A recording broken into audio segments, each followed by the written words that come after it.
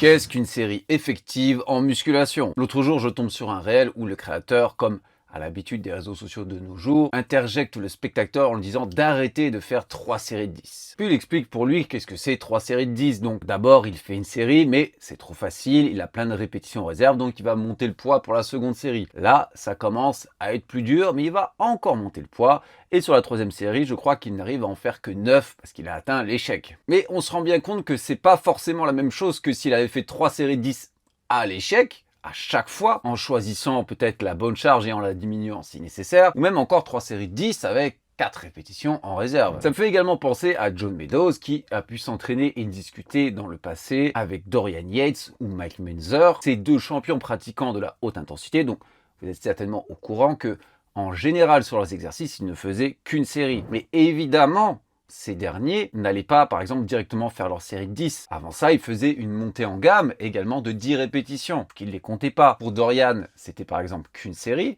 Pour John, c'était 3 séries.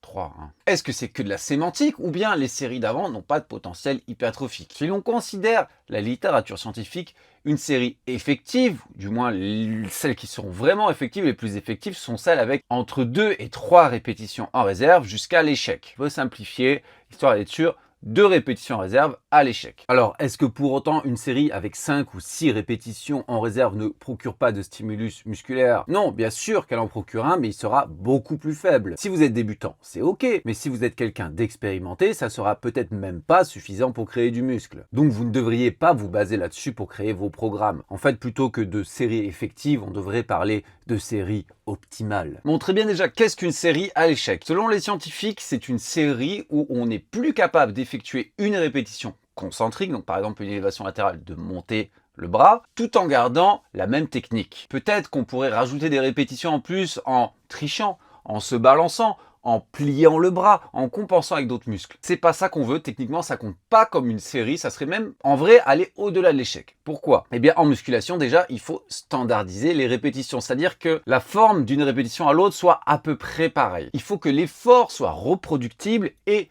que le muscle visé soit le facteur limitant l'exercice. Au fil des semaines, si vous n'utilisez pas la même technique, comment s'assurer de la surcharge progressive? Certes, si vous mettez plus lourd ou que vous fassiez plus de répétitions, mais que c'est un autre muscle qui prend le relais, est-ce que vous avez vraiment progressé? Non, très bien. Ensuite, est-ce qu'il faut forcément toujours aller à l'échec ou bien garder 2 répétitions en réserve? Lequel est le mieux? Eh bien, ça va dépendre. Une étude toute récente a remarqué que les séries à l'échec allaient probablement créer un tout petit peu plus de muscles. Ceci dit, dans l'étude dont je vous parle, il y avait que entre 8 et 10 séries par semaine par groupe musculaire. Si on augmente le volume, donc la quantité totale de séries et de travail fait, c'est pas vrai. D'ailleurs, dans ces cas-là, la recherche a remarqué qu'il serait peut-être même mieux de garder des répétitions en réserve. Moins vous faites de séries par semaine, plus vous devriez aller à l'échec. Plus vous faites de séries par semaine, plus vous pouvez vous permettre de ne pas aller à l'échec. Ensuite, est-ce pareil pour tous les exercices?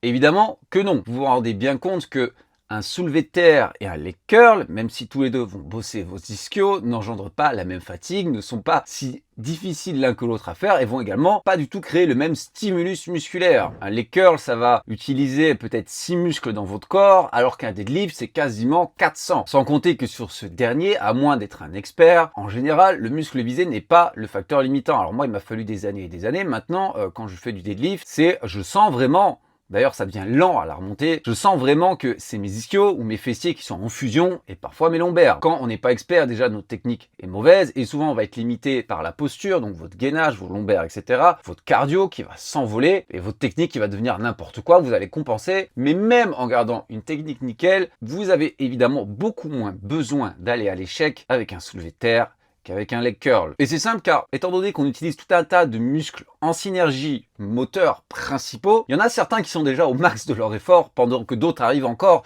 à fournir un peu plus, parce qu'ils sont plus forts, par exemple les fessiers par rapport aux ischios, pour continuer à faire une rep en plus, 2 reps en plus, 3 reps en plus. Donc gardez ça en tête. Enfin, les temps de repos. Quelle sera leur incidence là-dessus? Eh bien, là encore, des recherches récentes de l'année dernière ont remarqué que les gains musculaires étaient similaires jusqu'à au minimum 1 minute 30 de repos. Et que il fallait pas, idéalement, aller en dessous de 1 minute, sinon on gagnait quand même beaucoup moins de muscles. Donc, tant qu'on attend 1 minute 30, on est bon. Pourquoi alors tout le monde recommande plutôt d'attendre 2, même en réalité 3 à 4 minutes? C'est que d'attendre autant va permettre soit de conserver une charge plus importante, évidemment, mais également générer moins de fatigue. Et dans cette étude, on a remarqué qu'on pouvait gagner autant de muscle, même avec 1 minute de repos, mais qu'il fallait faire plus de séries pour compenser. Ce qui va créer le plus de fatigue, c'est le volume, donc c'est-à-dire la quantité totale de travail que vous effectuez dans une séance. Le facteur capital pour la fatigue. Et tout ça, au final, c'est une question de stimulus-fatigue. Quand on est en prise de masse et qu'on a beaucoup d'énergie, on peut se permettre de cumuler de la fatigue parce qu'on va récupérer beaucoup plus facilement. Quand on est en sèche avec des ressources limitées, maximiser ça nous permet quand même vraiment de passer au niveau supérieur. Donc, retenons, qu'est-ce qu'une série ineffective? C'est une série avec 2 ou 3 répétitions en réserve à l'échec, voire évidemment au-delà de l'échec. Moins il y a de volume d'entraînement, plus on devrait tendre vers l'échec ou au-delà de l'échec. Plus il y a de volume d'entraînement, plus on peut se permettre de garder des répétitions en réserve. Plus l'exercice est isolé et recrute moins de masse musculaire et facile à exécuter au niveau technique ou équilibre, même psychologique, plus vous devriez aller vers l'échec. Plus il est complexe, mobilise de masse musculaire et fatigant, moins vous devriez aller vers l'échec. Et du coup, a priori, tout le reste, tant que vous n'êtes pas débutant, c'est ce qu'on pourrait considérer des séries de chauffe. Le potentiel d'hypertrophie qui sera nul ou faible, et c'est pas ce qui nous intéresse. Voilà, si vous avez d'autres questions concernant l'entraînement, n'hésitez pas à me les poser, je me ferai toujours un plaisir d'y répondre. Si vous avez aimé la vidéo, n'oubliez pas de la liker, ça vous fera dépenser une calorie. Si vous avez besoin de coaching personnalisé, allperformance.fr ou directement sur mes réseaux. Complément français de qualité, Broadway, code ALL10. Et en attendant, je vous dis à la prochaine.